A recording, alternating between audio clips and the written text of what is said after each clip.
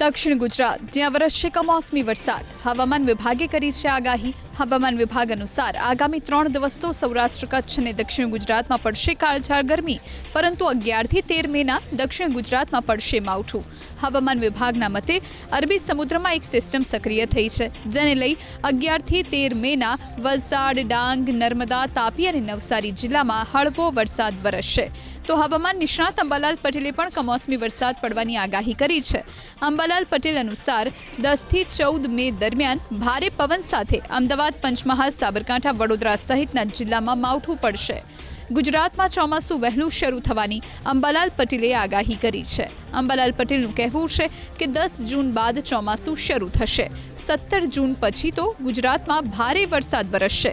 ખાસ વરસાદ જે છે એ જુલાઈના ઓગસ્ટમાં વધુ થવાની શક્યતા રહે છે। આ વખત તારીખ 10 થી 14 જૂનમાં ચોમાસાની શરૂઆત થઈ જશે। સારી ચોમાસાની શરૂઆત કાલે આંધી વંટો સાથે 17મી જૂન બાદ થવાની શક્યતા રહે છે। 28 જૂન બાદ આ પ્રક્રિયા વધી શકે છે।